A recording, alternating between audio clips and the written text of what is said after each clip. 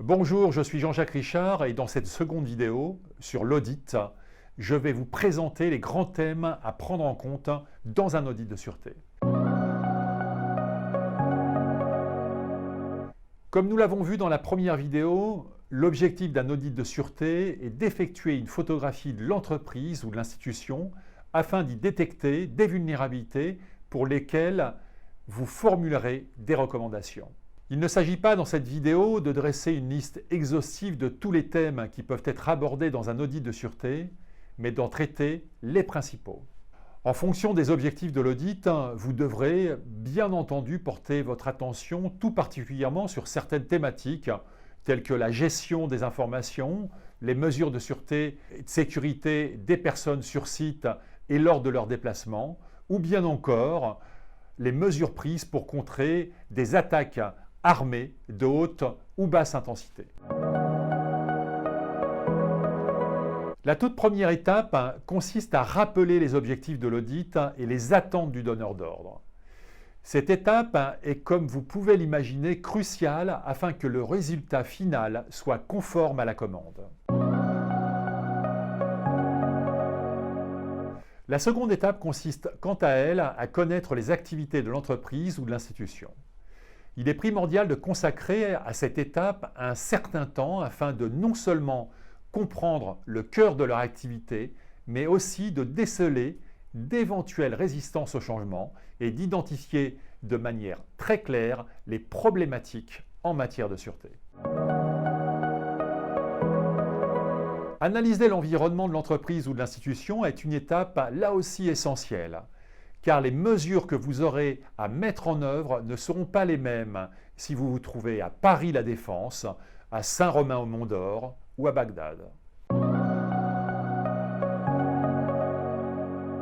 La périphérie, la périmétrie et l'intérieur du ou des bâtiments constituent des cercles de protection qui devront avoir un niveau plus ou moins élevé selon la sensibilité du site.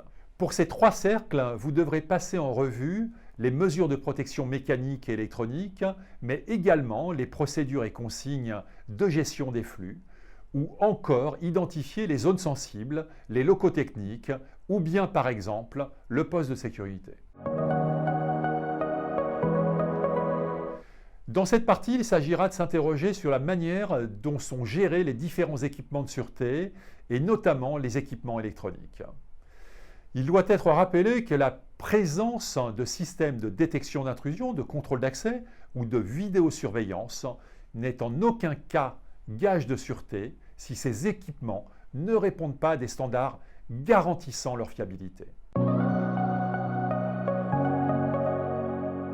La présence d'un ou plusieurs agents de sécurité sur un site peut constituer une réelle valeur ajoutée à la condition sine qua non que ce ou ces agents de sécurité aient à leur disposition des procédures et des consignes qu'ils maîtrisent parfaitement. Selon mon expérience, les procédures et les consignes constituent le socle de toute stratégie en matière de sûreté ou de sécurité. Ces procédures et consignes doivent permettre à ceux qui les appliquent de gérer aussi bien les situations conformes que les situations non conformes. Cette étape peut éviter bien des déboires aux donneurs d'ordre, car il s'agit en l'espèce de s'assurer que toute la réglementation en matière de sûreté est scrupuleusement respectée, que ce soit à l'égard du RGPD ou en ce qui concerne les déclarations préalables, les demandes d'autorisation, etc. Depuis les attentats de 2015, il n'est plus possible, selon moi, pour les établissements recevant du public, de ne pas passer en revue les mesures qui sont mises en place afin de faire face à un attentat de basse ou haute intensité. Dans cette démarche de prévention que constitue un audit de sûreté et sécurité, le passage en revue du plan de crise et de continuité est important afin de possiblement y détecter des vulnérabilités. La protection contre les attaques cyber des équipements électroniques qui ont été déployés doit faire l'objet d'une attention toute particulière afin d'éviter que des hackers ne se promènent tranquillement au sein de votre architecture sûreté. Il n'y a pas de format imposé.